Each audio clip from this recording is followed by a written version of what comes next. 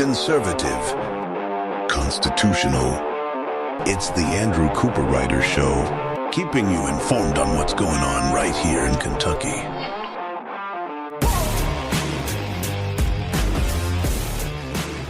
Today on the Andrew Cooperrider Show, Kim Moser decries the fact that she almost lost an election while making statements detached from the data and, of course, sanity.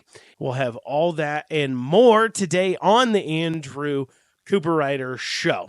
But before I dig down into it, please head on over to theandrewshow.com. Once again, that's theandrewshow.com, and you can hit the Listen Now tab and see all the different places to listen and tune in. As always, you can catch the podcast version 1 o'clock on everywhere, and you can catch the video version at 1 o'clock on Facebook and Twitter and YouTube and all kinds of places, Rumble there as well. But if you want to catch it early, you got to tune into WZXI in the Central Kentucky area at 9 a.m. Then they have a replay at 9 p.m. And then the whole reason why I've been telling you all this is because the next show you listen to will be on TV. That's right. Regardless of where you tune in at, it will be this upcoming Monday will be the first show that will be on TV, WBNH 21 in Louisville at 11 p.m. right after Steve Bannon's War Room. Very excited to see the Andrew Cooperrider Show's once weekly video shows ending up on the small screen there. And guys, this is just the tip of the iceberg. We've got a lot more places that we are looking at getting into over the next few months, and we hope to have a few more big announcements on that into the future. Now, before I dig down into the stories I laid out at the top, I do want to go back to something I mentioned yesterday. Probably going to actually end up spending a fair amount of time on this, but I mentioned about how leftism has successfully created a full-fledged religion. And that religion is called, I'm not kidding you, it's actually called the religion of science. It's also called, sometimes they'll be referred to as centers of spiritual living, centers for spiritual living. And it's actually been around for quite some time, but it's only recently growing in popularity. And you may wonder, why is Andrew Cooperrider, who does a show about Kentucky politics, talking about some crazy cult that seems to be built upon crazy leftist liberal ideologies? I'll get to that.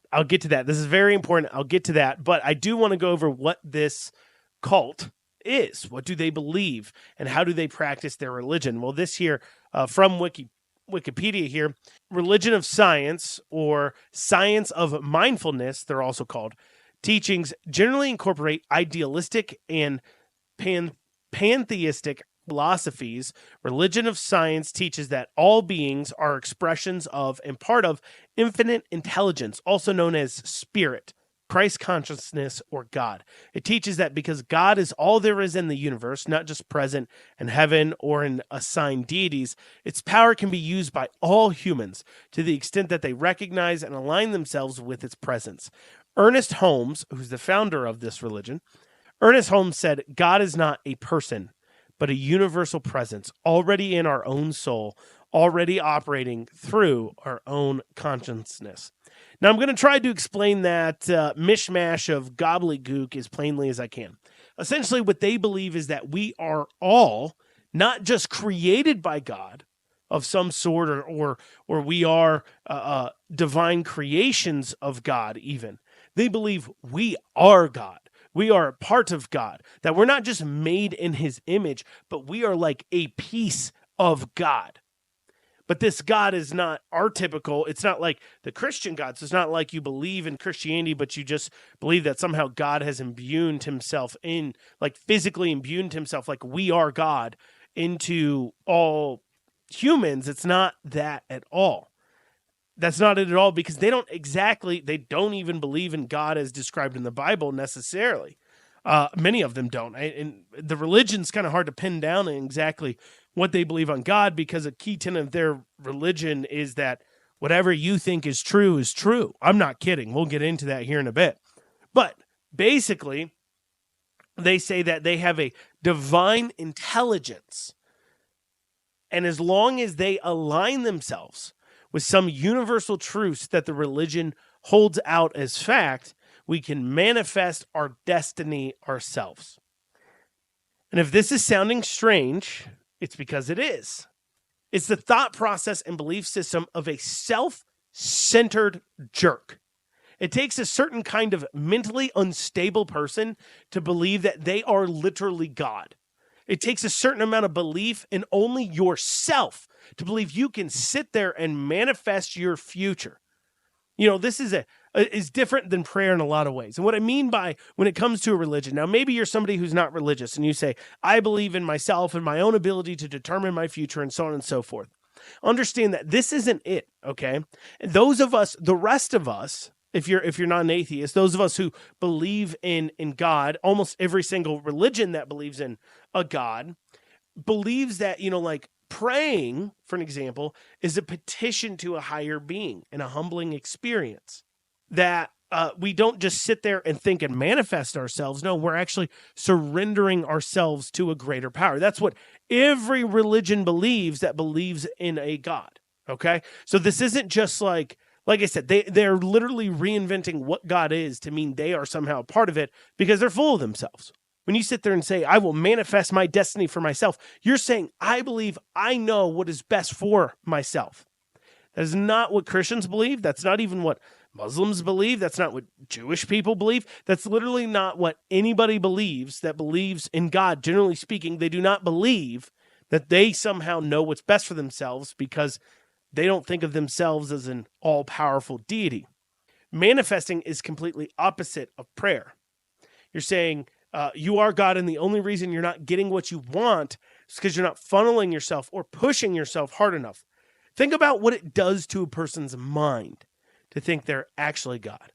So on top of just the sheer concern for the possible megalomaniac attitudes of these people, which it's no surprise that they do, that their religion and practice creates so much leftist ideology, because when you look at what they believe in, I mean, of course, leftist ideology is based around an idea that somehow you know what is best for everyone else and yourself. Leftists so often, when we see who makes up the vast majority of leftists, like actual active leftists, we see they're generally pretty well-off white people, generally speaking. Now, we are seeing some pretty well-off minorities as well getting involved in the action. But generally speaking, when I say, oh, you're elitist liberal, you think of generally a wealthy white person living in a city. And these people, and what creates their entire ideology of control and tyranny is that they believe they've made the best decisions in life. And that the reason why you don't make good decisions, and they think you haven't made good decisions because your life doesn't look like theirs. Of course, everybody wants to live in the city. Of course, everybody wants to live in a nice apartment. And of course, everybody wants to drive their electric vehicle or just not have to drive at all, be able to walk to work or sit in their house all day and work. And, everybody wants to be able to drink wines with their friends while they discuss the how amazing they all are at giving back when they really aren't giving anything at all, or talk about how great they all are and how, we need to care more about other people. But what their version of caring is that, well, you all want the same life I have, right?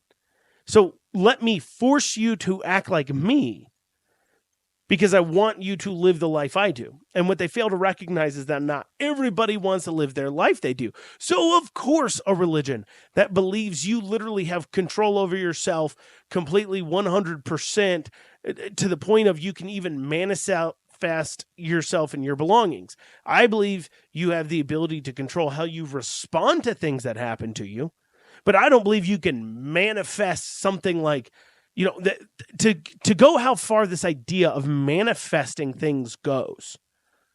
I mean, these people could sit there and say, if I manifest that I will get a Ferrari in 2 years, then I will get a Ferrari in 2 years. Like that level of it. Like they can magic it to happen. And we'll kind of be going over more. And this is incredibly important. This is incredibly important to understand because this ties greatly into something going on in Kentucky right now. And we'll have more on that after this short break. Before the break, we were talking about the religion of science, or the science of mindfulness. And we are covering kind of the basics of what they believe. Basically, they believe they are God, that they're a part of God, and they can manifest anything they want in this world because they are actually God. And So, and I kind of laid out our concern when it comes to megalomaniac attitudes of these people. But another important aspect of this cult, and it is definitionally, technically, so definition of a cult, this is from Google, Oxford Languages. The system of religious variation and devotion directed towards a particular figure or object. In this case, it's devoted to themselves, not even a higher deity, but actually themselves. A relatively small group of people having religious beliefs or practices regarded by others as strange or sinister. I certainly think their beliefs are strange or sinister, and they are relatively a small group. They're certainly not a major religion, and a misplaced or excessive admiration for a particular person or thing. And this literally teaches you to be obsessed with yourself. So, yeah, it's quite in there. But another aspect of this cult is that they believe in something called the truth with a capital T. Okay, and they call their elders wisdom keepers. And they've got a big belief around following, quote unquote, the truth. And the danger here is just how easily these types of people would surrender anything that they may happen to believe in, whatever that may be, because it's hard to exactly understand. Because, once again, you get to just believe in whatever you feel like believing. And they say, yep, you're right, that's true. And so they would surrender anything up, though, to experts that have just completely destroyed our society. Experts that say, hey, let's trans the kids. That's the right thing to do. Cutting off body parts for mental health for children. That's smart. Experts who said, hey, let's take away people's rights during COVID and make up arbitrary rules about things like social distancing and tell you masks don't work, then they do work, and then, well, maybe, okay, certain ones may work. There's the same experts that say if we don't give billions of dollars to companies like Ford, taxpayer dollars, your dollars, to build electric vehicle battery plants and electric vehicle plants, we are all going to die from our earth overheating. These are the same experts who told everyone they needed to be concerned about monkeypox, even though the data clearly indicated that it clearly was not a concern for everyone and only a certain group of people. These same experts that say they have gotten so much things wrong, these people, these religion of science people, science of mindfulness people, they would surrender all their thinking and faculties over to these so-called experts in all these things, not just in quote unquote science, but also in things like philosophy and a number of things. And the reason why I bring this up, let's get to it.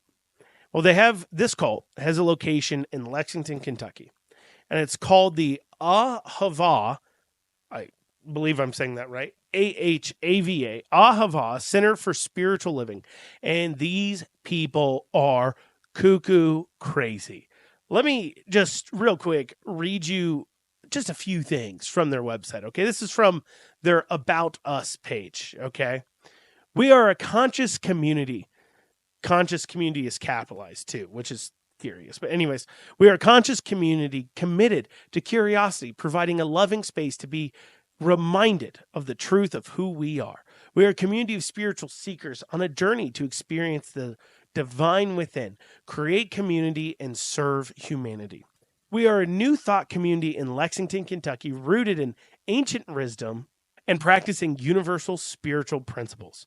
We provide spiritual tools for personal and global transformation and work to create a world that works for everyone. We are open and affirming community, so whoever you are, wherever you are on your path of awakening, we welcome you. They also take place in something called affirmative prayer. Remember, Ernest Holmes is of course, the founder of this cult. Okay, so to remind that to everyone here, and this is how you know the Center for Spiritual Living is just this science of mindfulness, the religion of science. It's the same thing. Affirmative prayer, that is something that they take approach in. And just to tell you a little bit about it here from their website, affirmative prayer is the technique for manifesting devised by Ernest Holmes in the textbook, The Science of Mind. It is different than other textbook. It's a textbook. Anyways, it's different than other kinds of prayer in that it's not a petition to an external source. Affirmative prayer is not a supplication or petition, but recognition and acceptance that God is all there is, that there is no spot where God is not, that we are all spiritual beings here and now, and that all the abundance of the universe is already ours if we accept and embody it. That from their Foundations Course Workbook, page 89.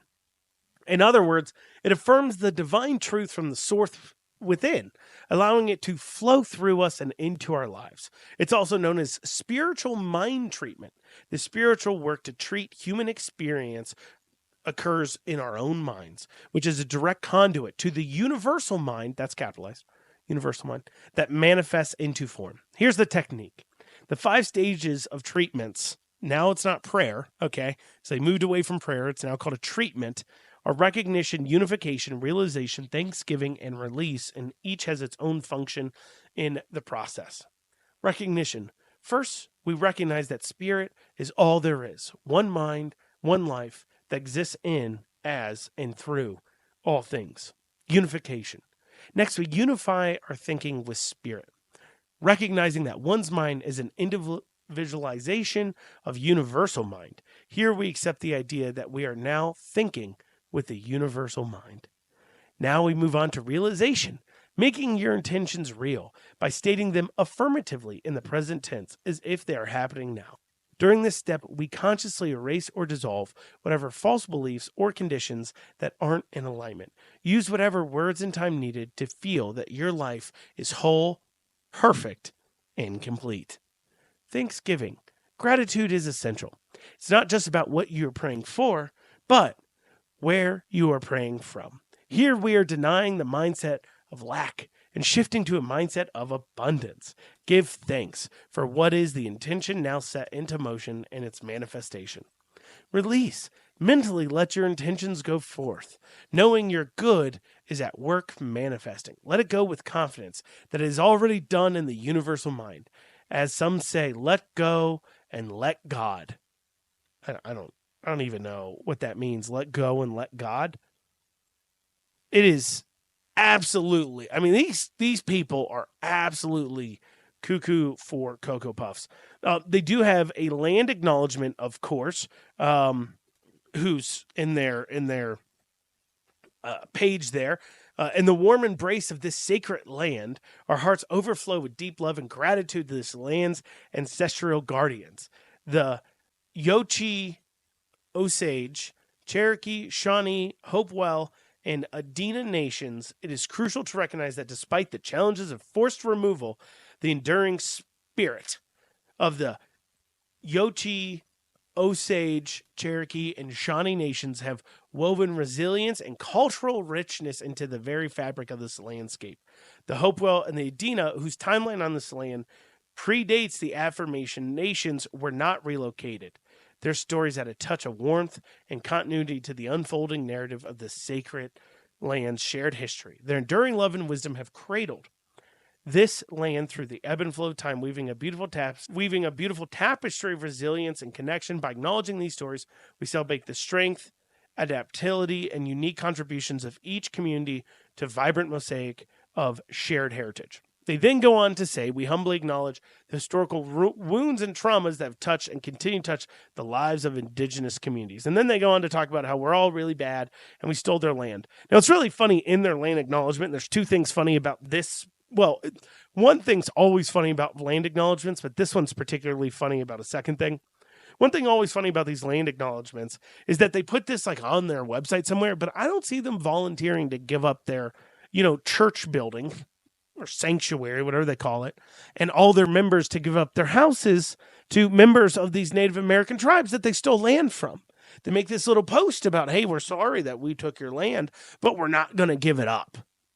Why even make the post in the first place? It's clearly just it's not just an empty gesture. It's not that you got to make up for anything, but you're clearly just doing it as a practice in the futile, as a practice, as a religious practice, as a prayer you make to those people. And here's the second thing that's funny about this, is they acknowledge that the Yochi, Osage, Cherokee, and Shawnee nations took the land from the Hopewell and Adena. Remember, they say whose timeline on this land predates the Affirmation nations were not relocated. Well, what happened to those people who predated the other tribes on the land? Did they just disappear into thin air? Did they just magically move away, or did something else happen? Well, that's not all the craziness. They do have, of course, very important things like affinity groups. Those are great things. Let's see here. Affinity groups, they have one called Queering Spirituality. It has the rainbow flags and trans flags, of course. They apparently meet monthly to create an open, affirming, and accessible space for young adults 18 to 40-ish to explore the intersections of gender, sexuality, and spirituality. That's nice. So Queering Spirituality. They offer men's groups where they experience the divine masculine through competitive fun. And they have a Wisdom Keepers women's group that is for women over 65. And they discuss short readings for spiritual growth. And we love and support each other as we experience aging in unique ways. So you may be asking, Andrew, so you've talked about this crazy cult. You've kind of laid out what they believe. And they're in Kentucky. They're clearly leftism come alive to a religion. But why do you point this out? You've spent a lot of time explaining all their beliefs. Why is this so important to you to point this out to us before you get to the point? I need you to understand how crazy these people are. Okay? Need you to understand. But we'll be covering why this particularly pertains now to politics in Kentucky. After this short break, we'll be back in a few short minutes. And you're back with the Andrew Cooperrider Show. So far today, I've been explaining why this cult, religion of science, science of mindfulness, just kind of laying down what they believe, how crazy they are, that, just how far out there in Cocoa for crazy puffs they are. And I mentioned how their specific branch in Lexington, I covered some things from their website. So you may be wondering, like I said, like Andrew, why'd you spend all this time laying this out, as I said before the break? And let me explain. I believe you do have a right to whatever religion you want to practice, as long as you're not hurting people. That's in our Constitution. That's a tenet of America. The personal value I have. However, I think we need to ask ourselves if we want to elect an actual cultist to the Kentucky State House. Because let me tell you how I discovered this train wreck of a self-centered, destructive belief system. In House District 45, to remind you of this race, we had Killian Timoney, who currently holds the office but lost in the primary, to Thomas Jefferson. And now going into the general, Thomas Jefferson will be facing off against Adam Moore. And I was clicking around on the old interwebs, exploring this race, and it's an important one to me. Why? Well, the establishment has repeated several times over that these far-left liberty people, they're so crazy they can't win elections, or there was a belief, and maybe if you listen to the show where I was discussing my suggestions for election outcomes here in Kentucky, and I had on Nick Nash and Chris Weiss, and an argument that we heard from Nick Nash that, I pushed back on a bit, was that while Killian Timoney is not a good Republican, maybe he is a Republican, the only Republican who can win the district. And that is a common excuse and refrain we hear from very liberal Republicans all the time, or an excuse other people make for them, that you have to have liberal Republican in that position or a Republican won't hold that seat at all. Which, first off, when you have a vast majority, that kind of argument falls on deaf ears. But even if you don't have a vast majority, the idea that a true constitutional, conservative, strong Republican can't win even in a purple district is frankly false. But that is something that the establishment wants to claim.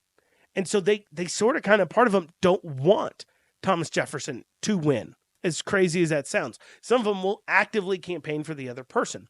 Some of them will end up trying to push people saying, look, Thomas Jefferson's too crazy. You need to vote for his opponent, Adam Moore. And so I was researching this race because I wanted to learn a little bit more about Adam Moore, and I clicked on his Ballotpedia page. And I found this in his bio. A bio, by the way, that he does, the way Ballotpedia works, he has to have provided this to Ballotpedia. He must have at some point. And this is what it says. It says, Adam Moore has been affiliated with the following organizations: Kentuckians for the Commonwealth, that's a far-left activism group; Moms Demand Action, that is a gun control activist group. They're the ones heavily pushing for things like red flag laws, banning what they call assault rifles, so on and so forth. Progress Kentucky, very far left. And then finally, the Ahava Center for Spiritual Living, the branch of the cult of the religion of science, science of mindfulness, religion, their cult branch in Lexington, he's been affiliated with, it says.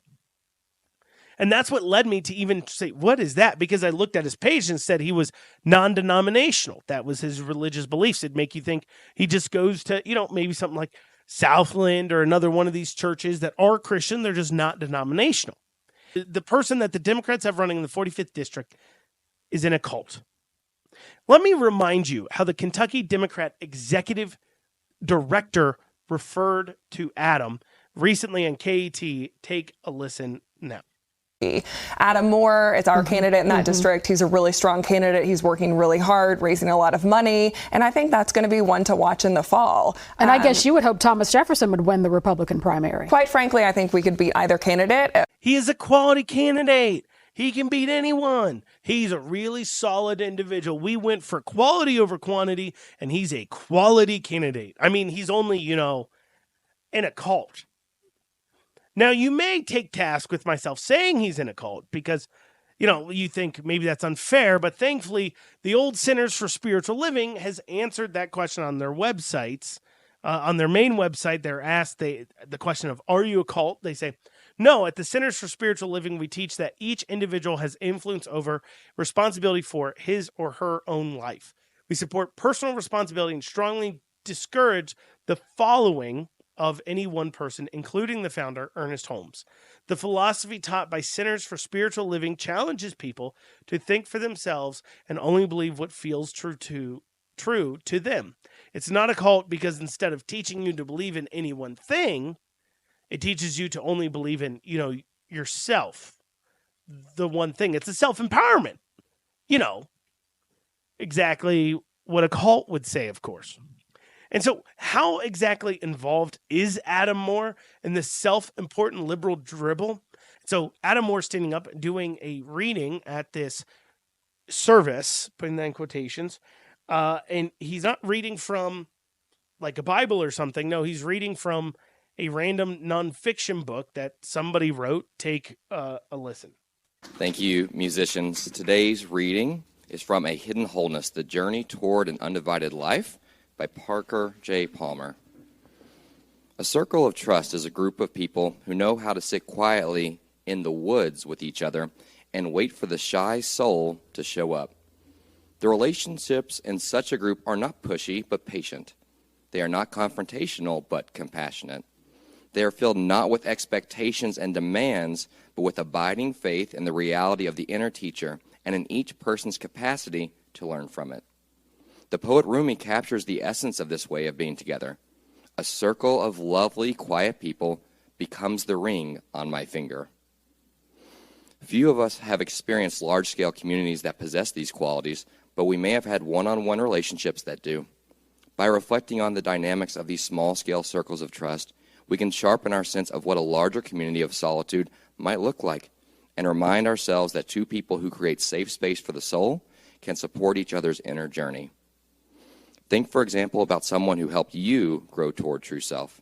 The people who help us grow toward true self offer unconditional love, neither judging us to be deficient nor trying to force us to change, but accepting us exactly as we are. And yet this unconditional love does not lead us to rest on our laurels. Instead, it surrounds us with a charged force field that makes us want to grow from the inside out, a force field that is safe enough to take the risks and endure the failures that growth requires. Adam Moore, get your shy soul and your force field away from me and away from the State House. Look, am I saying I would only ever vote for the perfect devout Christian? No, I'm not. Obviously, everyone falls short, and Jesus has never run for office, so nobody perfect has ever been on the ballot. But who I do vote for is based upon who represents my values, and also who I think has the right set of principles going into office. And regardless of your side, Democrat, Republican, or someone in between, we should all be able to take a second here and think. Do we really want someone in office holding elected position who thinks they are God, that they manifest their futures and can take what is theirs? Do we want someone with no higher power they believe in, no belief in how, what they do will affect the future generations, not just people now, because that's the other thing we run into. Decisions being made will affect future generations. Do we really want to elect someone that thinks whatever a person believes in is correct, no matter how wrong they are? Do we really want to elect someone that believes that there is a truth with a capital T that can dictate their entire lives, but that truth is not created by some higher power, but instead created by experts and scientists that can somehow get it right every time they promise, and they have the wisdom to make sure they can dictate your lives, and you'll just surrender your entire lawmaking abilities over to that person? Even some Republicans that are upset over the results because they just love Timony, and more importantly, I think they hate the quote-unquote liberty faction of the Republican Party. But come on, can we not come together to defeat a cultist running for office? Speaking of coming together, Kim Moser says, can't we all just get along by shutting up and only listening to her? We're going over that after this short break. You're listening to the Andrew Cooperrider Show. We'll be back in a few short minutes. And you're back here in this final segment of the Andrew Cooperrider Show. So recently in the Herald Leader, in an article wrote by Alex Akisto, who I've called out several times, absolutely horrible about checking data, something we'll get into in a second, or at least purposely ignores data, which I've called out millions of times.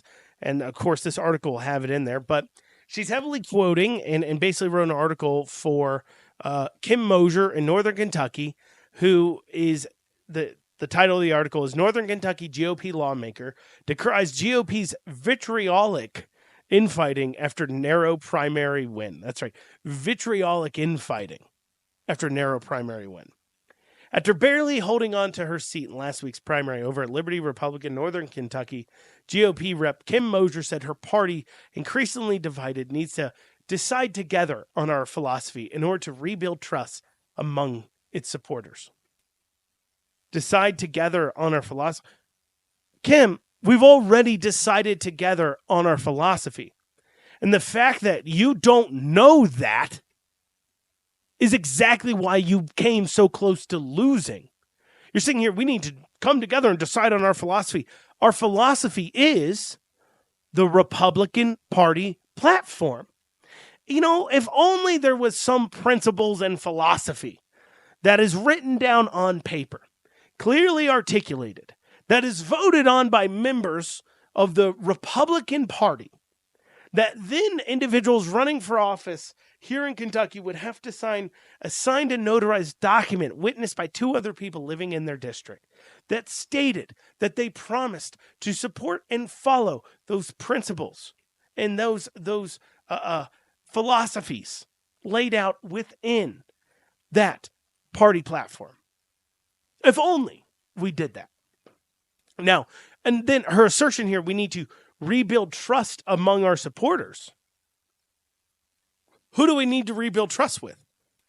People may not trust you as an individual because they don't believe you are representing that philosophy you think we haven't agreed on. That's called the Republican Party platform, something that is backed up by the fact that you just said we don't have an agreed upon philosophy. So, of course, the rest of us are over here like, why aren't you following this agreed upon philosophy? And you're like, what agreed upon philosophy? Explains a lot.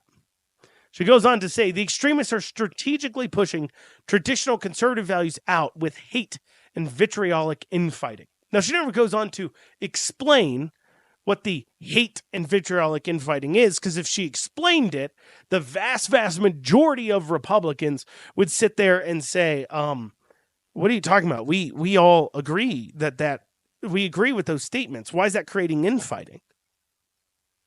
But the article goes on. Here's one thing that the article says. Voter turnout statewide was just under 13%. In Kenton County, Moser's district, it was 9.65%. Let's keep that in mind.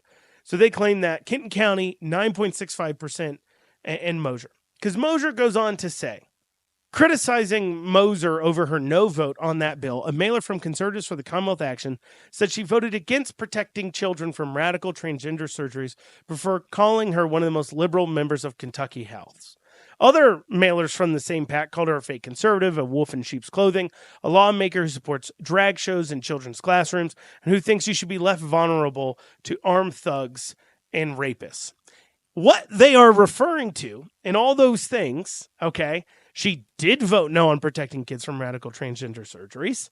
And if you think it's not somehow radical to believe that you can cut the healthy body parts off children, you are an awful person.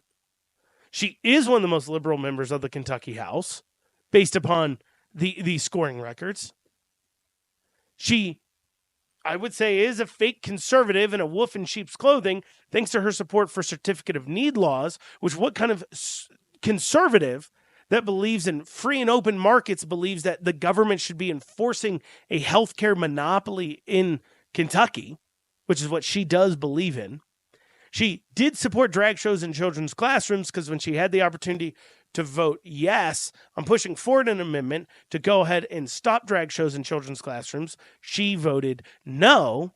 And who you think should be left vulnerable to armed thugs and rapists, she voted no on several pieces of pro-gun legislation, which does leave you vulnerable to thugs and rapists. So it sounds like the truth. It sounds like they're referencing her voting record.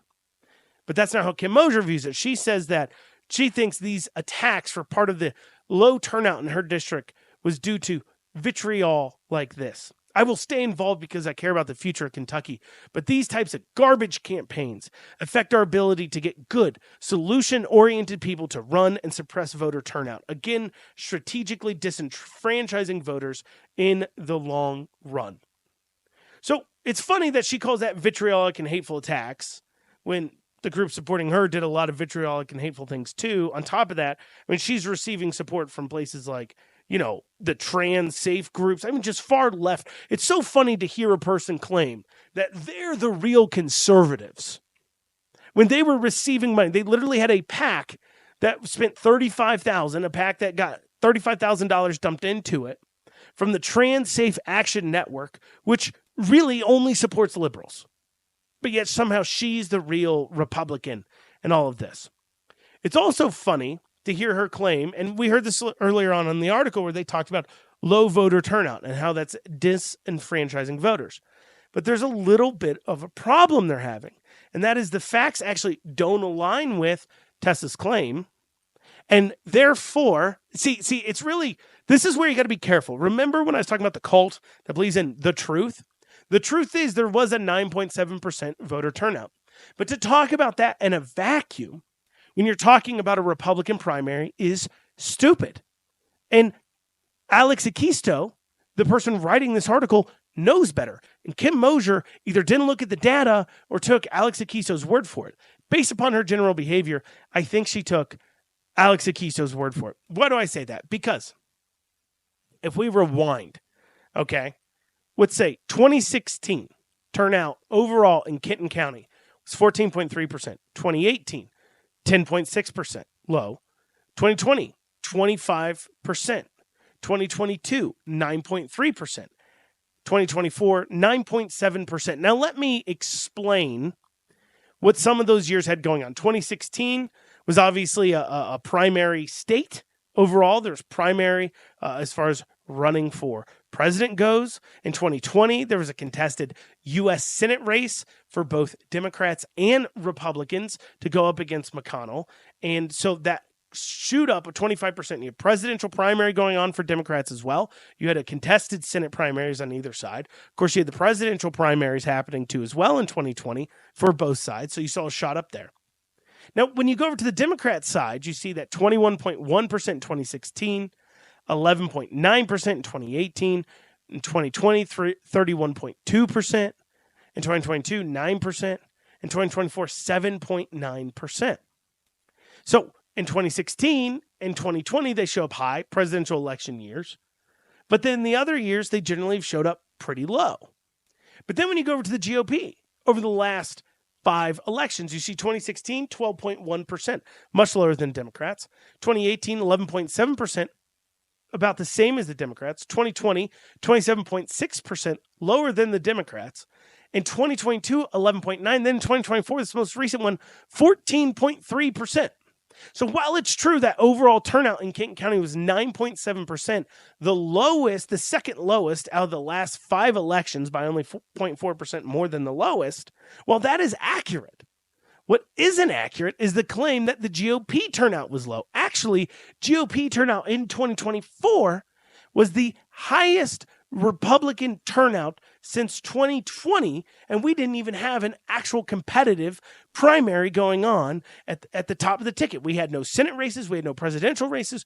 All we had primary-wise going on that could possibly be going on that would drive people out would be state Senate or state House district, and yet Republicans turned out the most they had other than one other time in the last 5 years. And Kim Moser and Alex Akisto want to create this storyline that this type of campaign is put into low turnout and everything else. Well, the actual voters who get to vote in that election, the Republicans who vote in that primary that were receiving that messaging, that could only vote in this in the first place, turned out at record high rates. Record high rates. That's what these people do. They pick and choose stats. They ignore the facts. They ignore sanity to go ahead and craft a narrative that aligns with their already preconceived notions. And in Kim Moser's place, she believes all this infighting is going to destroy the Republican Party. And the fact that an actual choice on the ballot led to higher turnout than ever, and she came close to losing, means she can't blame it on low turnout. She'd have to only blame the fact she came so close to losing that she kind of sucks, and she knows she's in trouble. Well, y'all, that's what we have time for today on the Andrew Cooperrider Show. We'll be back on Monday. I hope you guys have a great weekend.